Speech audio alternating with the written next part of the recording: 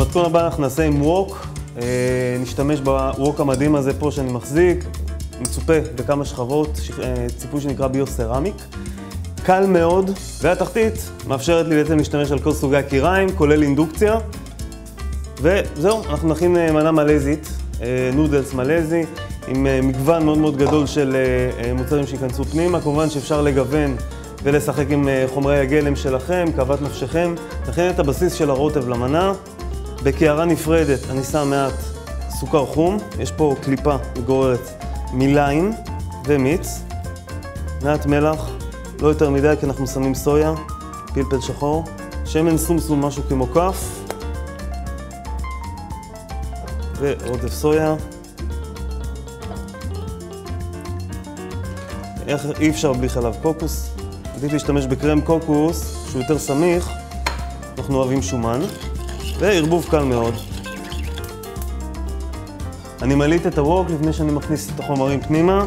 נגיעה ממש קלה של שמן, לא צריך יותר מזה. נותנים לשמן להתחמם, אני רוצה שהווק יהיה לוהט. משתמש בלהבה הכי חזקה שיש לי במטבח, וברגע שהוא מתחמם, מתחיל עם טיגון, שלב ראשון. יש פה בצלים. בנוסף יש לנו פה שקע קטן, בדיוק לאגודל, לאחיזה טובה יותר של הידית. סימנו לנו איפה האגודל צריך להיות. נותנים צריבה על הבצל, לא צריך ממש לטגן אותו עד הזבה, אנחנו לא עושים פה קונפי.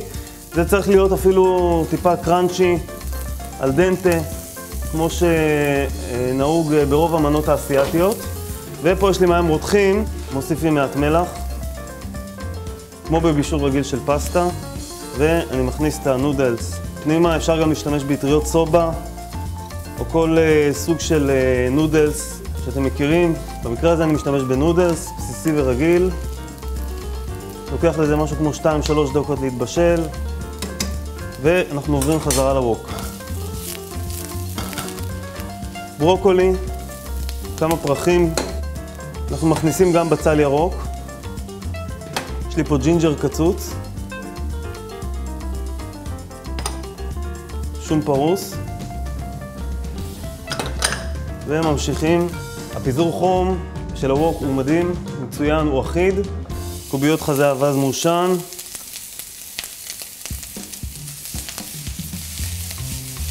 אחת התנועות שאני הכי אוהב במטבח זה זה.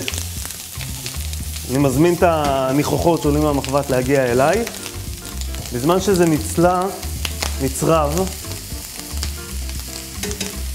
הפסטה שלנו כבר מוכנה, ומוסיפים את הנודלס.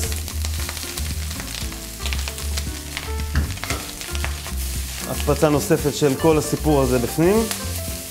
אפשר להיעזר גם בכף עץ.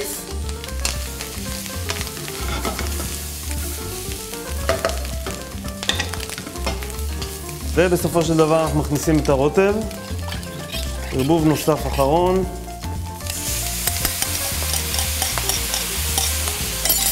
וזה קורה.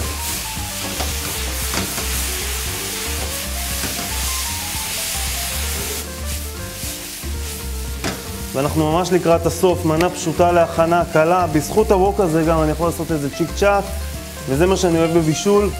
חוץ מהפעמים שאני אוהב לבשל קדירות ארוכות ככה לתוך הלילה, יש לי את האפשרות לארגן ארוחה, אם זה ארוחת צהריים, ארוחה לחברים, ארוחת ערב, בשניות. עושים מנה אסייתית טעימה. שמתי את הכוסברה, שמתי מעט בוטנים, לא את כל הכמות, אני רוצה לשמור קצת להגשה עצמה. נותנים כמה הקפצות, סוגרים את האש ומגישים. לוקחים ערימה נאה של נודלס. משתדלים שבתוך הצלחת אנחנו נקבל את כל הטוב שיש במחבת. הופה, שזה גם מהברוקולי, גם מהבצל, גם מהחזה אבז מעושן.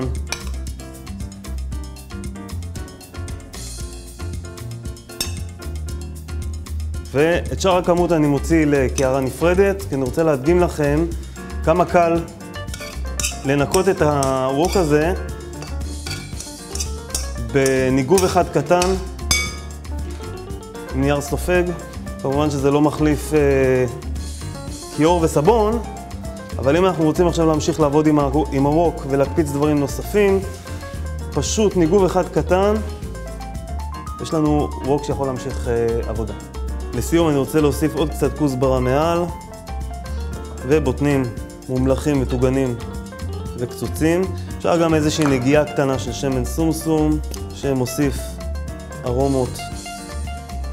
יש לנו מנה מלזית מדהימה שכנו בווק בשניות. תאבון.